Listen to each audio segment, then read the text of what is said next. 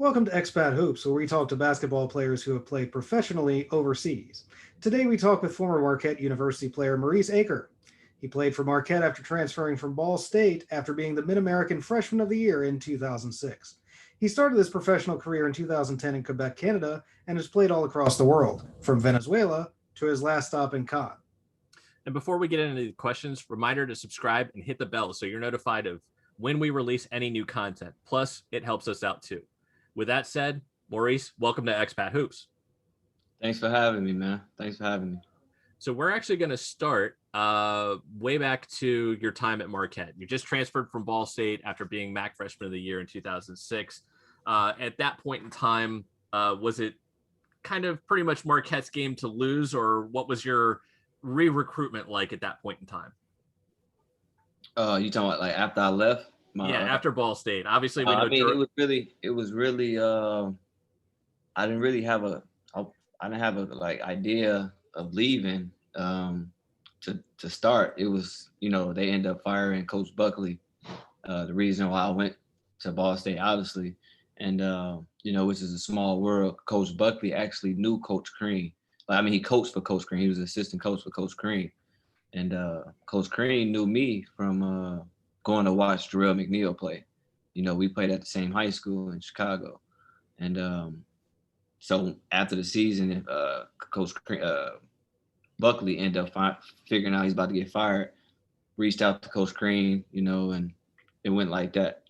And Coach Crean called me, talked for a long time. This was like right after the season. And then, he was like, "Do you want to come?"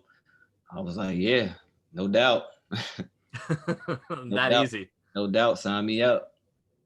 But, and we didn't have a coach, so it made that decision just so much easier for me. Yeah. Interesting. Yeah, because I know you joined your high school teammate Jarrell McNeil, who we'll get into a little bit later on, that you have a foundation together and everything. So certainly there's a relationship there as well that made it easy to go to Marquette. Yep, that as well, for sure. That was like maybe probably the fourth, the third. It was a lot. It was a lot. Marquette was always one of my dream schools, so yeah, it was a no-brainer for me. And at the time, they were coming off a pretty great run of success, probably their best run of success since the 70s at that point. Oh, yeah. And they just entered the Big East Conference, so yeah. And actually, it was tough with the transition going from, Ball State, which is a mid-major school, then going, to Marquette, which is, one of the top basketball schools.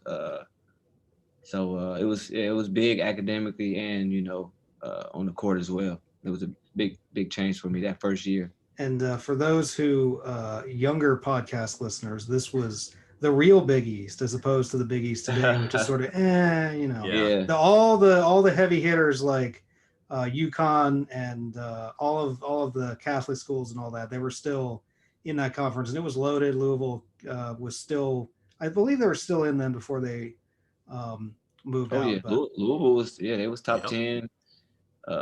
Notre Dame. Yeah, they normally had like Syracuse. 5 or 6 ranked teams at that point. So it was loaded. Pittsburgh. Pittsburgh was still there at the time. So yeah, it was quite a conference. It was a difficult conference. It was deep. To finish 8th, you had to get like 18, 19 wins just to to stay afloat. Yeah, top 8 teams was top 25. Yeah. It was top 25 teams, the top 8 Big East. So different time. Yeah, for sure. So let's get into your pro career. You go to Quebec. You play for the Quebec Cavs, and you have some.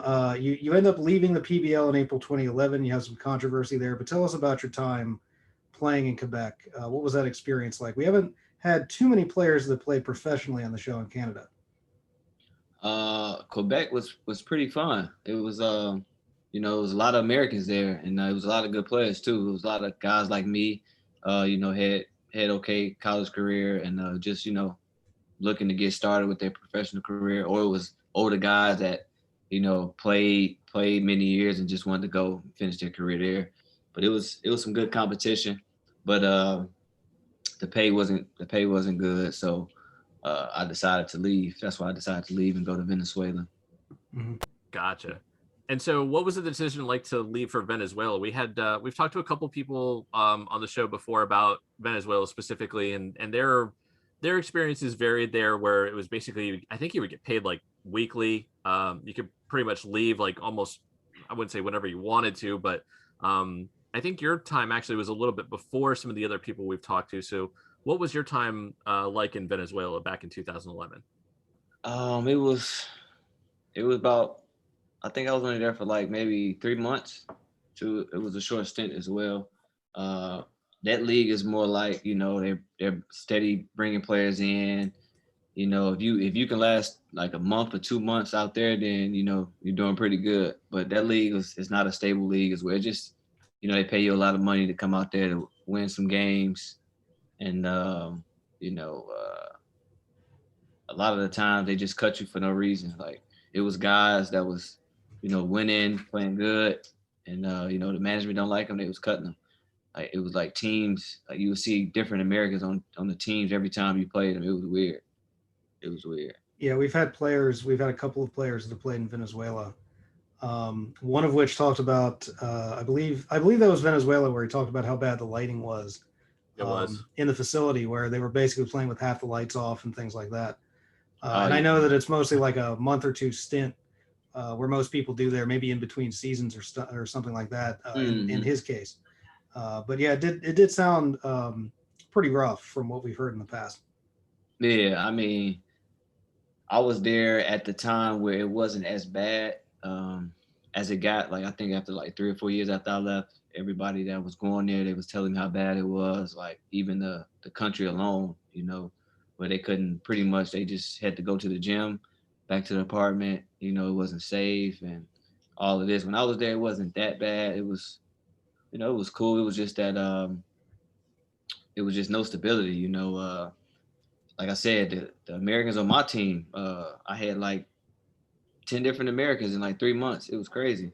So, it's hard to build relationships and different things like that with those guys because you're really not spending time with the other guys because they don't speak English and stuff like that. So it was different. It was my first year, really abroad. I feel like I was in a third world country, and it was a different experience, but I gained a lot from it as well.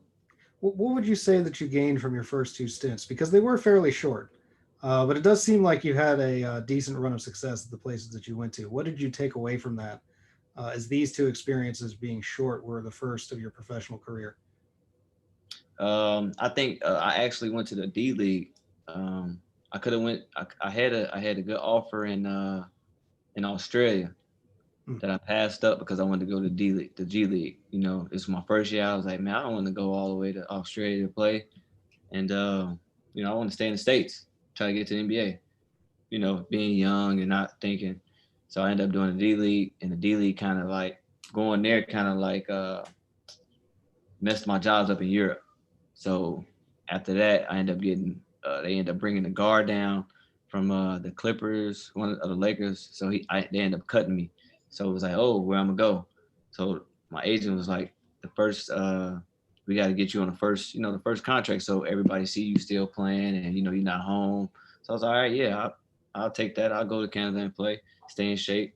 So I went there. Uh, that was cool. I had fun. Uh, but it was still short. I'm like, man, I'm used to being on a team where I'm playing the whole season, all year, and I'm, building a relationship with my teammates and different things like that. I wasn't used to it, but I was learning from it. Like, okay, now the professional world is more, it's more business. It's not you're not about to go in and go out to eat with these guys every night like it was in college and different things like that.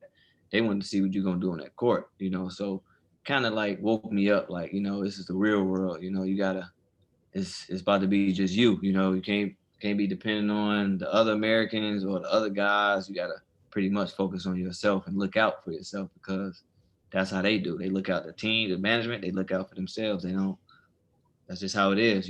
So I gained that from my first two stints. Like, all right,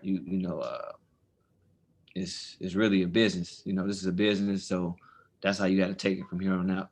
And that's how I started looking at everything. And it kind of woke me up, and now it made me like more selfish in a way, and it helped me, you know, continue my career. You know, after leaving those first two, you know, not so good situations. So you end up with the Dutch Basketball League, Mhm. which in the top tier league there as well. So the Dutch league is generally considered pretty competitive from what we understand on this show and from our own research. You know, it's not like Spain, it's not like Italy, it's not like Greece, but it's still, you know, a very competitive league, especially for the standards of Europe, which are generally top notch in terms of overseas basketball. And you ended up making the All Star team there. Mhm. So this seems like a bit of a circuitous route for someone who generally ends up in the top tier European league, going to Canada for a short stint, going to Venezuela for a short stint. How did you end up there? And then tell us about your Dutch experience. Um, my agent, he just contacted me. He had a few other jobs. They were like small countries in Europe. I think one of them was like Georgia. What was the other one? Man, this was a long time ago. Luxembourg, small country, Luxembourg, and Finland. It was Finland, my third one, and then it was Holland, and all of them was pretty much around the same money. But Holland, like you said, that same thing my agent said was more respected in Europe. So he was like, I think this would be the best job for you to start off in Europe. You know, go in there, make a name for yourself, show these guys that you can play. You know, their basketball, and you know, I think that was the best decision he made because after that, you know, everything kind of started going going good, going better. Like I started playing more, you know, seasons all year round instead of 2 months here, 2 months there, which is not never good, you know. And so I think that was probably the best decision I made by starting off in the Netherlands in Europe. So, I mean, at that point, so you actually do finally get to Europe after stints in basically this hemisphere. So, come off a good season in 2011, 2012. What led you to Poland? Was there that a decision between you and your agent that this was the next natural step in terms of working your way up? What was that decision like coming off the season of the Dutch league? Oh man, that was a Poland was a Euro Cup team, you know, and you know, Euro Cup is big in Europe, Euro Cup, Euro League. So that was no brainer, you know. Like I said, they put me in a position to, you know, get to that situation where okay, now these other teams are seeing me, now they respect me. So my agent was like, yeah, we have a Euro Cup offer for you in Poland. He was like, I don't think you're gonna get anything higher than that. I mean, you're coming from Holland and you getting a job like that, you know, that's really unheard of. So we're gonna jump on this early. So I ended up taking that early, signed with them, and 2 months. I think I did 2 months out there. The coach, the management, it just went downhill. We started losing, and then the coach was talking about they was talking about firing the coach and everything. They started bringing the president started bringing other players in for tryouts. It was crazy. And See, now I don't got to don't mind try. Yeah. don't mind my smirk here, but that's sort of one of the things that we hear every once in a while, and especially also with Poland, that also kind of Man, pops there's up a little there's bit. there's nobody that's had a really good experience in Poland. There's oh nobody that's no, come on this show and been like, "Wow, Poland, I really want to," you no, know, playing ball there was great for everybody. You know, the bus trips they talk about is the Woo. primary complaint. Yeah, Well, see, here we wait, go. let's not be the Like, star of the show here. We got a reaction, so the bus trips, take it from there. Oh man, I think that was probably like one of my worst days ever. It was like we took a train to a small city, then jumped on a bus for like, I think the train ride was like 2 hours, jumped on a bus, went all the way to like South Poland, because I was all the way at the north. I was always at the top by the sea. Went all the way to the south. It was like, I think maybe 15-hour total, like trip, like 15 hours traveling. It was crazy. oh my God, Great. And 15 hours. they expected us to jump off the bus and play the next day and The play. good No news practice. is We you're didn't not even have alone. We didn't even have practice in the morning. We just Oh, slept in the morning, jumped up, and played that evening. How'd you do? I actually played decent that game. I played decent. How did the team do? Let me rephrase. How did the team do? We played okay, but we Really? didn't win. Yeah, we played That's okay. kind of We didn't win. surprising. Yeah, we almost won, but we didn't though. Well, that's so far the best result ever. We've heard similar tales about we took bus rides that were 16, 15, 17, whatever hours. And that's honestly the best result we've heard. A lot of those stories end in we lost by 30 points. See, now, but this is the thing. See, we were the top team in Poland, so we was playing one of the bottom teams. That's why, and they were trying to save money. Oh, we just gonna go there. I know they're gonna be tired, but we should still be able to beat them. So it was like, yeah, that's the age-old story in basketball. Yeah, so I'm like, man, y'all crazy. Everybody was tired, was complaining about their backs and all of this. It was bad. Yeah, because I imagine these aren't luxurious buses that you're taking to these places either. Like No. they're not like, the top tier like European soccer buses with recliners and stuff. Like these are just typical coach buses. Exactly. And I mean, guys like me, I'm okay. I'm a small guy. But you got guys at 6'8". Mm-hmm. Come on, man. Their 6'9". legs are all jammed up. They get off the bus, they can barely walk. Their foot's asleep. Exactly. And those are the guys that played bad. The big guys. Yeah. They was the guys that was no show that game. But yeah, Poland was the reason why I went there was because it was just Euro Cup, so I can play in the international. To any current or future Polish listeners of this program, we don't mean to rag on your country. Yeah. Your country's great. We love your people.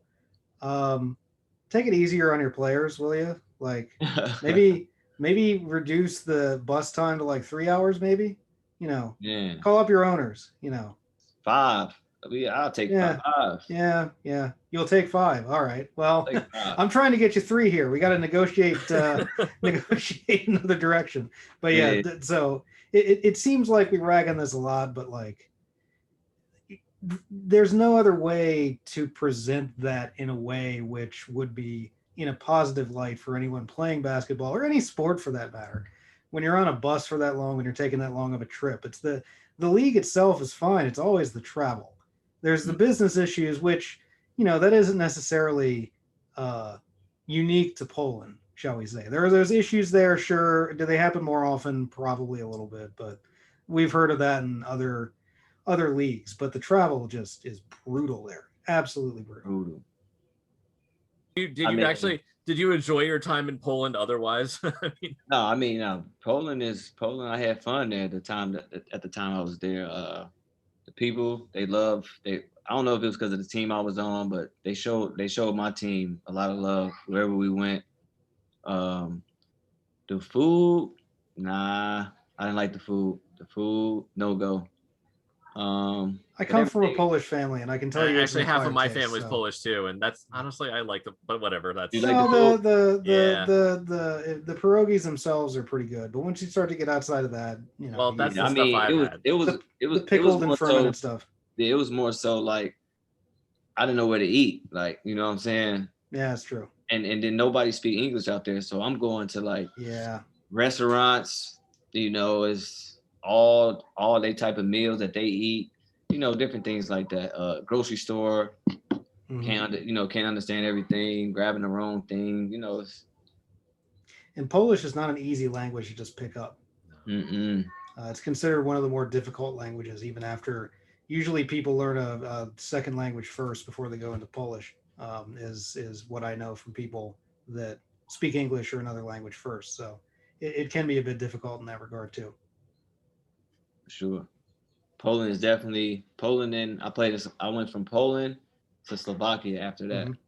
And it was the same. The language there was, both of those was tough. Well, there we go. There's our cue. That's our segue. So that's your next stop. You go play in Slovakia's highest tier league. Take us through that experience.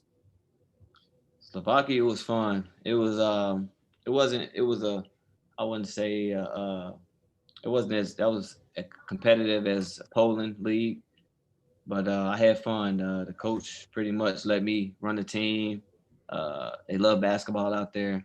The food there was actually good. Like, I don't know if because of the city I was in, it was real good. Like, every restaurant I went to, I had a great meal. Um, the league was, like I said, it wasn't the best, but it was okay. It was pretty competitive. Um, but yeah, I pretty much had, that was probably my best. That was probably my best season overall. I think I averaged like 25 and like 7. Got MVP, and then from there, um, that's when I went to France. That's when I went to France and ended up staying around France. And that was the Pro B. Denan, Then now, Dana. yeah, Sorry, my French isn't very good.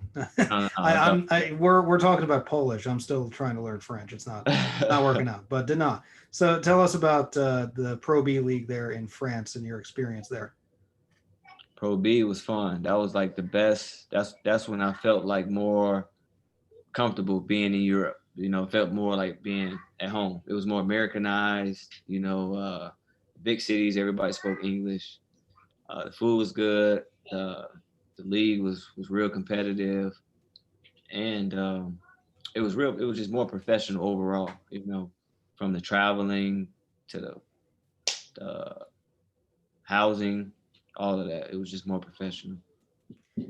And that's been the experience too from some of our guests. The France Pro B is probably one of the better B leagues in all of Europe, both in terms of competition and accommodations for what you get. And you only spent at that point you were only there for about one season, correct? Yeah, I went Yeah. 1 year. I went 1 year Pro B. Uh, had a pretty good year. Finished. Where we finished? I forgot. We had a pretty good year though. I think we was like middle of the pack team. Uh, yeah, and then that's when I went to Denmark after that year. After that year, I went to Denmark because my agent. I wanted to stay in France, but my agent was like, uh, to stay in France would be better, but if you want to get high, like if you want to raise your level, you need to be playing in international league. So the Denmark team was playing FIBA Cup, and he was like that'd be better for you. So I went back so I went to Denmark. That league there, it was like Slovakia almost. Only the top teams were good, like the top 4 teams. And we played FIBA Cup and we did okay, but I think we didn't make it to the second round though, and we were dominating the regular season league, and went to the championship and lost. Other American got hurt. Mm. What was that, like the second game? And yeah, that was pretty much it after that. Yeah. But And we talked a little bit off the pod about this particular stop, in that it's, between that and Danone, your previous stop, are two clubs that have a good bit of history. The Bakken Bears, I think that they've existed since like 1953. They've won 17 titles as we sit down here now. Kind of made the analogy that's really lazy, but we're going to do it anyway, is that basically it's kind of like a Yankees type situation, that you didn't know it necessarily at that moment in time, I think is what you said off the pod. Knew it was a good team, but didn't necessarily know all the history. So what was it like once you kind of like learned of like, this club is pretty legendary for its league? I mean, I respected the team more. I was young. I'm sure my agent, I'm sure they probably mentioned it, like, yeah, we won this, and I wasn't. I was just ready to go play basketball. But once I got out there and everybody was talking about basketball, all they would say was, Balkan Bears, they won 20 titles, or, X amount, however money they won. This is like the best team ever out here. I'm like, oh, okay, and the respect that they get from just, the fans and people in the country, that was like that was my first team I was on, where it felt like, I was like, I was somebody walking the streets. I was just going to ask that question, is what was it that pretty much has to be the experience then when you're playing for a team that notable in that league, in that country. So what were some of your interactions with people like? What was the reception like day in, day out? Like if you would go to the store or something like that, was that Yeah, something like that you? yeah, just going to the store. You'd be going to the store, walking in the aisles, and they'd be like, "Oh, number four, Bach and Bears." They just nod or they say good player or something like that. Just show love. You just walk in the street or in the mall doing shopping. They just come up to you. Real nice people though. Denmark was like that was probably the nicest people I've been around. Just as a synopsis, we're up to around the 2014-2015 season in your career right now. And so you go back to France at this point. Mhm. You go to Toulouse, high race, and they were promoted to Pro A because they had won the Pro B in 2015-2016. You ended up they had a okay year where they were at least able to avoid relegation, which is always difficult for a team that's Well, just been I think promoted. actually this is the point in time. I think when you signed on, they were Pro B, weren't they? And you were a part of their progression Their up to Pro A, promotion, yeah. right?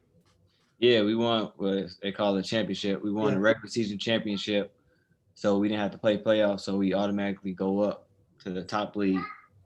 Yep, and we actually had with the budget we had a great year. We almost made it to the playoffs, but end up sinking at the bottom. I mean, towards the end of the year, but over exceeded. They just wanted to stay in Pro A, which we did. So it was good. It was a great year. Yeah, you spent your 2 seasons there. I'd say were pretty accomplished. Do you know if they had since they were in Pro B the previous season, they won the title? I know you mentioned the budget. Were they a lower budget team in Yeah. terms of French teams? Yes. That's why I left after that year, Hmm. after my second year. Yeah. And that's when I went to Lille after that year because they had a higher budget, more money. Yeah, Lille is one of the larger teams in France. They're a pretty big deal. But at the time, they were in Pro B as well in 2017. So tell us about your experience there in the couple of years you were at Lille. Oh man, it was great. I ended up signing a 2-year.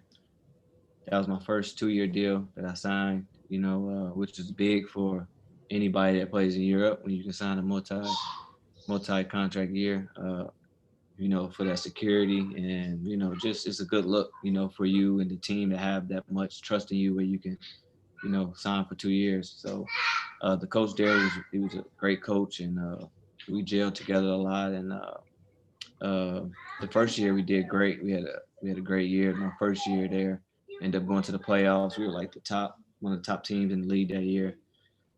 Ended up losing in the semifinals to the team that won it. That ended up winning it.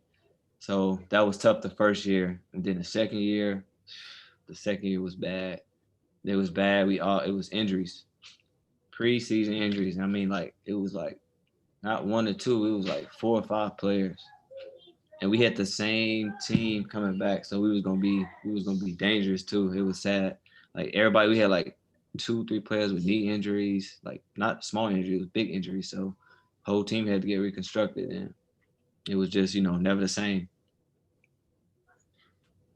But as far as living and everything else outside of basketball, Lille was great. That's a big city in France. You're near Belgium. I was 1 hour from Belgium, 3 hours from Amsterdam, 2 hours from Paris. Great location. I can go to Switzerland if I wanted to. It was good. It was fun. I had fun my 2 years in Lille. Yeah, no one ever says they had a bad time in France. That's for sure. Yeah. Yeah. And at And that point, then the go 2 ahead. years in Toulon was even better. I was in the south. I was in Mediterranean Sea for 2 years. So sun every day. It was great. France, definitely for sure. There are worse ways to spend part of your professional career for sure. Yeah. If So you can during get that period of time, what would you say some of your favorite trips were? Obviously, you mentioned that you were close proximity to some other cities and other countries. What were some of the? I'm assuming there were some good trips there mixed in while you were there on business, so to speak. Oh yeah. I mean, I was able to get to Rome. It was like 2-hour flight. That was a great experience. I always wanted to go to Italy. So I was able to get there. Flight was like $50, something crazy. Amsterdam, loved Amsterdam. one of my favorite cities. uh, I went to Tel Aviv, Israel. It was only like 3 hours. It wasn't too bad. That was one of my favorite trips as well. Where else? What else? Mm, those are probably my top countries that I visit, cities that I visit. Not a bad list at all. Mm-hmm. So after the multi-year contract expires, you spent the 2019-2020 season also in Pro B in France, this time at Cannes. Take us through what winds you getting there and what that season was like. With Cannes, they was a known club, and they was more known than Lille, and they ended up having a bad year. And the coach that coached me in Danang my first year ended up signing with them, and they signed me, and they wanted me to go there for 2 years as well for a multi-year contract. So that's why I ended up going to Cannes after that, because that first year I had was one of my best years as a player, and that was with my coach. That was with the coach that ended up signing me in Cannes as well. So you got your best year. You're still in France. You're in like your 5th year in France, and then 2020 happens, and you end up you said, well, first things first. You didn't play professionally after that, correct? Yes. Yeah. So far, and you're still are you still looking for a professional contract going forward? I mean, I had deals. I had some deals going into the pandemic, but it was like, you know, the market was so down. I don't want to leave my family to go play for, something that I can make here, and And to have an abbreviated season, not to be able to and travel, yeah, abbreviated season, to Yeah. travel. Uh, Family can't come over there like they normally can, without probably everybody was gonna have to have a work visa. It was just bad all around. So We I talked off the decided, pod a little bit too about certainly some of the countries that you played in weren't at that point in time weren't doing particularly well with COVID. yeah, That's that was another France. Yeah, consideration. France was they was canceled. I was talking to all the guys. They like, man, we about to cancel again for another 2 weeks, 3 weeks. So all these guys, and then it's like when they cancel the season, you can't do nothing. Like, you can't go to the gym. Like, the gym is closed. Everything is closed. So you just there, not doing nothing. Can't go nowhere. You pretty much like you're in jail. But you did do the TBT, the basketball tournament, repping the Golden Eagles, and Yeah. you did pretty well, I would say. You won the whole thing. The Golden Eagles are the defending champions of the basketball tournament, and you were part of that in 2020 in July. Andy and I were talking just before you came on here about how that was like one of the first real American sporting events that got going after the pandemic. In that July, a bunch of stuff was announced, but it was a smaller than usual tournament. It wasn't the normal 64. It was only a 24 team tournament, and there was only one venue. But you still had 24 teams, still televised, and you were the champions of that. TBT is coming up again very soon. So tell us about your experience of the TBT with some of your Marquette compatriots playing for that team. Man, that's the TBT is some of the best basketball. A lot of guys like me get to play. Europe is fun and everything. You have your fun times, you have your bad times, but you're playing with a bunch of guys you really don't know. Some of the guys don't care about you. Organization don't care about you. Like I said, it's a business at the end of the day. TBT, it's straight fun. Like, you get to play with. I get to play with guys that I grew up watching, like Trav Diener. Guys that was younger than me. That I didn't get a chance to play with. It's just all around just great. And then it's great basketball. And playing with those guys is just fun. Like, I can play with those guys for free and have a great time. But now playing for money, it makes it even more fun. Playing And for money, and money yeah, you won too. right. That's always nice. Yeah, and like last year was special for us because going up to that point, each year we got farther in the tournament. I don't know if y'all was keeping up with it, We went from, Sweet 16, Elite 8, Final Four, lost in the championship, and won the championship last year. So, it was like a big just, like the monkey off my back pretty much. Everybody was just excited. Everybody was happy because it's been, what was it, 4 years we've been trying to win. So, and we've been getting closer each year. And, last year was the perfect time. We went right on in the spot that we deserved to go in, to do it with those guys, a lot of those guys, we like brothers, like a family. It just made it even more special. Coming up, are you going to be on the Golden Eagles team again this year, or? Yeah. We already started training for it, our practice. Like we had like a mini camp. So that's the next hurdle. Last week. Yeah. 64 teams this year. It's going to be the big one. So yeah, we got to be ready. For sure. So how does that actually, in terms of having come off of a championship and everything like that, how does that change your preparation for this year in terms of essentially being the marked team? Man, we turned it up a notch. Like we normally just have one mini camp. We doing like 3. So everybody is locked in, everybody on board, and we pretty much got our same team coming back. So we know what it takes. We just gotta just be ready, be ready to now we gotta be ready to take that first punch, not give it. You know what I'm saying? So because everybody, like you said, we're gonna be the marked team, everybody wanna beat us. So it's gonna be different. And we just gotta come harder, come ready. It's too bad you didn't have an experience like that, say in college and say a conference that was notable. Oh yeah, we already covered that. So yeah. So you guys have some level of experience with that sort of thing. So well prepared. Yeah. Like you said, we do pretty good. The coaches do pretty good at preparing us. Like we watch video, like we take it serious, like a real college game. We watch film, and I think that's what gives us the edge over a lot of teams. Those guys just go in, they just play, but we take it to a whole nother level. Ohio State is like that. Most of the top teams take it serious, and only way you can win. And we play together. We play the Marquette way. Everybody play together, take the best shot. No selfish guys. That's the big thing in this tournament. A lot of teams be talented, but selfish. And you can't win in a setting like that if you're selfish. So, well, good luck to you this year. Yeah, we'll be following along for sure.